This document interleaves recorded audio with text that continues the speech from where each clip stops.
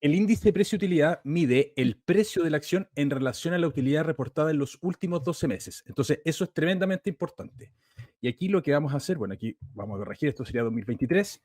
Aquí tenemos trimestres. Tenemos el tercer trimestre del año 2022, el cuarto trimestre del año 2022, el primer trimestre del 2023 y el segundo trimestre del 2023.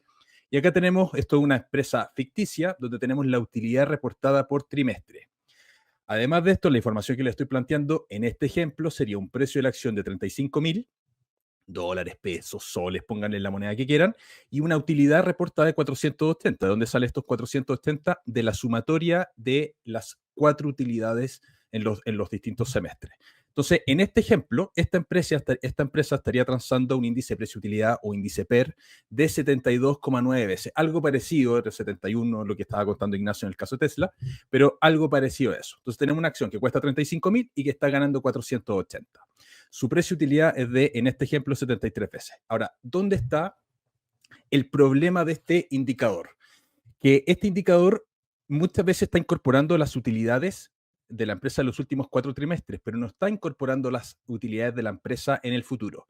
Entonces, ¿qué pasaría si el mercado prevé, que supongamos que todavía no se reportan estos resultados, que el tercer trimestre del 2023 esta empresa va a ganar 400? ¿Cómo se estaría calculando este índice precio-utilidad? Este índice precio-utilidad se estaría calculando con la suma de los últimos 4 trimestres reportados.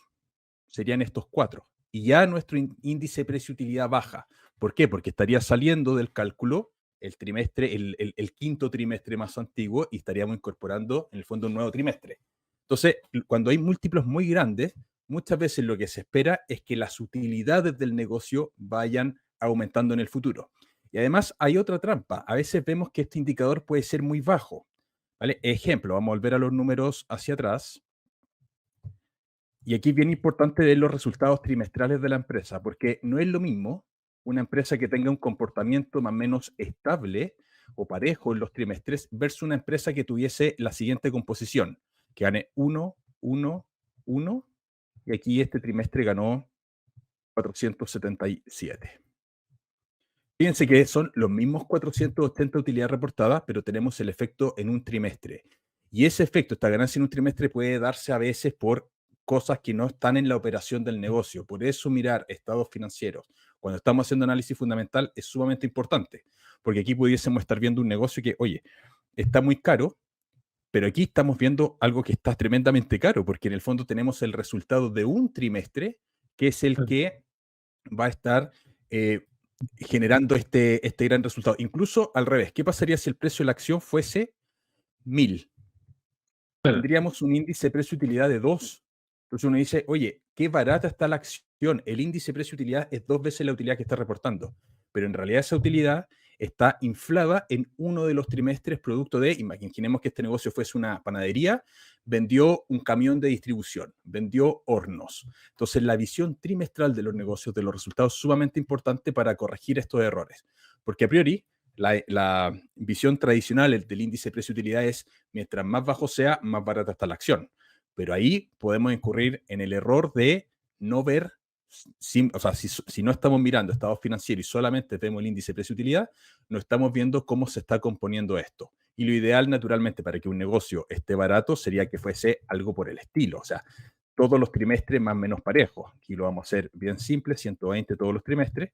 Y aquí tendríamos un negocio que pudiese estar considerablemente más barato. Tenemos resultados que son parejos, que son estables, y este indicador nos está mostrando el negocio está barato, ¿vale? Pero eso es como alcance, simplemente que les quería comentar sobre este índice precio-utilidad, porque insisto, a veces, y yo he visto muchos errores de inversión que se cometen pensando este negocio está barato porque el PER está muy bajo, y en realidad es una trampa de valor, o viceversa, pensar que el negocio está muy caro porque el PER está exageradamente alto y resulta ser que las utilidades futuras van a ser considerablemente más grandes que las utilidades presentes. Eso simplemente quería dejar como alcance antes de empezar los dividendos. No sé si algo que comentar respecto a esto. Sí, sí, yo Pues, para terminar de complementar respecto al ratio PER, que para mí me parece bastante poderoso, siempre y cuando uno vaya aplicando los alcances que dice Álvaro. O sea, no es llegar y decir, porque a veces consultan, bueno, ¿cuál es el rango óptimo para el ratio PER? Eso va a depender de varios puntos. Punto número uno, si el nivel de utilidad que tiene la empresa es efectivamente operativo o si hubo algún dato estacional demasiado exagerado por algún tipo de ingreso no operativo. Y ese tipo de información hay que limpiarla porque no es sostenible en el tiempo. También tenemos que conocer cierto tipo de rango de ratio PER de la propia empresa a través del tiempo y además poder complementarlo si está siendo superior o inferior al mismo dato respecto a la industria. Por lo tanto, a la hora de estudiar un price to earnings o un ratio PER, hay más información más allá del número que poder analizar. Y si estamos considerando que vamos a poner en riesgo una fracción importante de nuestro patrimonio, creo que es nuestro deber poder tomarnos el tiempo de poder revisar todos esos alcances. Exactamente. Muchas gracias, Diego, por ese complemento. Confírmenme que se está viendo ya para empezar a conversar sobre los dividendos, o no sé si Ignacio te hay un alcance adicional. No, más que nada, sumar sus palabras y que la bolsa siempre descuenta expectativas. Entonces, cuando vemos esos PER muy, muy altos, quiere decir que hay mucho interés en la acción. No necesariamente es que está sobrevalorada y el mercado se volvió loco. No, es que está esperando que esos beneficios crezcan tal como estamos viendo. Y cuando está muy barata es porque están viendo un problema a los beneficios futuros. Claro. Álvaro, disculpa, un pequeño alcance de un par de segundos antes de tu presentación. Recuerden, estimados, que si este tipo de contenidos les es de mucha ayuda, no olviden dejar su botoncito de like en el seminario de YouTube, tanto en nuestro canal como en los portales que vaya a publicar Álvaro durante los próximos días con cápsulas, clips o lo que sea sobre este seminario. Eh, Siempre es bueno tener ese botoncito de me gusta para que sigamos teniendo incentivo para generar este material absolutamente gratuito, de calidad.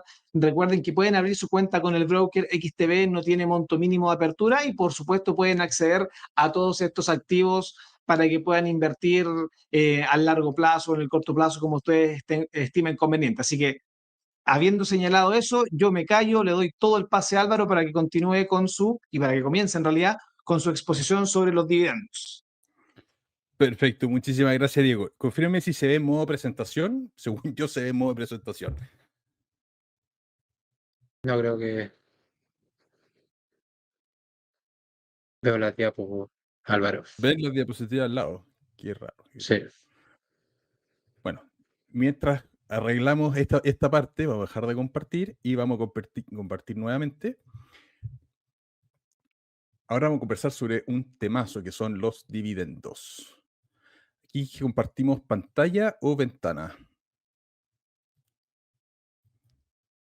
Ahí está. Perfecto. Podríamos... Ahí está, Ay, ¿cierto? sí. Ya, perfecto. Bueno, primero, lo más básico, ¿qué cosas son los dividendos?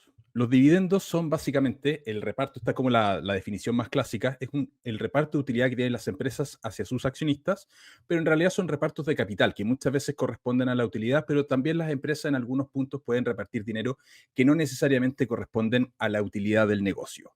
Y aquí les quiero mostrar una imagen que la verdad me demoré harto en hacerla, aquí se ve mi capacidad artística que no es la mejor de todas, donde esto es súper importante de entender cuando estamos analizando empresas. Cuando analizamos empresas, tenemos que entender que hay fases, que no todos los negocios están en la misma categoría. Y hay negocios que son de alto crecimiento, que podríamos verlo en este rectángulo, en esta zona roja. Después negocios que están en un crecimiento intermedio, que ya tomaron posiciones dentro de la industria en la que están, que la industria no tiene tanto crecimiento, y que esas empresas de a poquitito empiezan a repartir dividendos a sus accionistas. Las empresas que están en esta zona roja, que son de alto crecimiento, por lo general van a querer reinvertir todo o idealmente todo, la utilidad que están generando en el propio negocio para seguir creciendo, para poder construir más fábricas, abrir nuevos mercados, etcétera. La empresa Zona Verde ya cuando tienen un crecimiento importante siguen creciendo, pero ya de a poquitito empiezan a distribuir utilidades hacia los accionistas.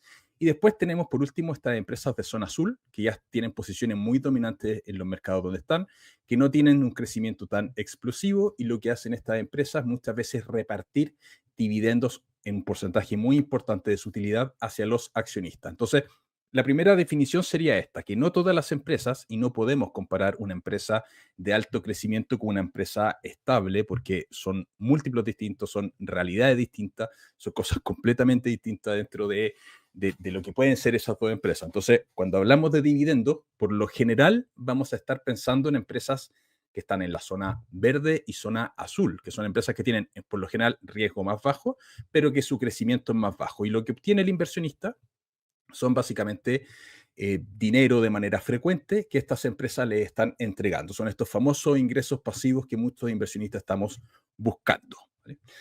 Aquí mostrarle en esta imagen, la línea roja representa el retorno de los Dividend Aristocrats en Estados Unidos en comparación al Standard & Poor's. Los Dividend Aristocrats son empresas que llevan más de 25 años repartiendo dividendos crecientes ininterrumpidamente a los accionistas. Tenemos también otra gran categoría que se llaman los reyes de los dividendos o los Dividend Kings, que son empresas que llevan más de 50 años repartiendo dividendo de manera creciente, de manera sostenida. Ahora la pregunta es, ¿por qué una empresa es capaz de pagar más dividendos? Y la verdad es que una empresa es capaz de ir pagando más dividendos porque por lo general está generando más utilidades. ¿Y por qué una empresa es capaz de generar más utilidades año contra año? Principalmente porque tiene ventajas competitivas respecto al resto, porque tiene posiciones muy dominantes en la industria donde está. Entonces eso permite que las empresas vayan incrementando sus ventas. Si tienen márgenes estables, van a ir incrementando sus utilidades. También está el otro factor, que muchas empresas pueden aumentar los dividendos porque están aumentando el porcentaje de utilidad que están repartiendo hacia los accionistas. Entonces eso también es algo que hay que mirar desde los estados financieros, porque en la medida en que un negocio empieza a repartir más dinero hacia el accionista, ese negocio empieza a ver mermado su crecimiento, ¿vale? Entonces lo ideal, el mejor de los mundos, sería empresas que tengan una política de reparto, lo que se conoce como payout en inglés, pareja, que todos los años estén repartiendo. A mí me gusta, en lo personal, empresas que repartan entre el 50 y el 70% de sus utilidades vía dividendo. Mi estrategia base de inversión es la inversión dividendera más que la inversión de crecimiento, pero a mí me gustan las que reparten entre 50 y 70% de manera estable y que esos números vayan siendo crecientes a lo largo del tiempo. Ahora, ¿qué tipos de ventajas podemos encontrar? También hay desventajas, se las voy a contar. Porque hay obviamente desventajas en esto, pero ¿qué ventajas encontramos en la inversión de empresas dividenderas desde el punto de vista fundamental? Primero es que hay generación de ingresos regulares. Nosotros como accionistas estamos permanentemente recibiendo dinero. Y aquí hay un factor filosófico que quería mencionar, que es que muchas veces se dice, y lo hemos visto muchas veces de Warren Buffett y de otros grandes inversionistas, que la clave para, abro comillas, hacerse rico invirtiendo, cierro comillas, es invertir en negocios y ser dueños de esos negocios por mucho tiempo. Y hay un aspecto que es filosófico, que es, si yo voy a ser socio de un negocio durante muchísimo tiempo y ese negocio no me va a generar dividendos, ¿cómo puedo vivir de la inversión? Lo que tendría que hacer es vender ese buen negocio. Y eso a mí por lo menos me genera una contradicción. ¿Por qué quiero vender participación de un negocio que es increíble?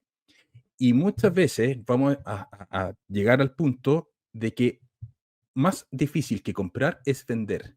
¿Cuándo vendo, por ejemplo, acciones de Microsoft? Microsoft es una de las empresas que, a mi juicio, es de las mejores del mundo, por una serie de razones. De Estados Unidos, de hecho, es mi empresa favorita, por decirlo de alguna manera. Pero ¿cuándo vendo Microsoft? Lo vendo hoy día, próximo año.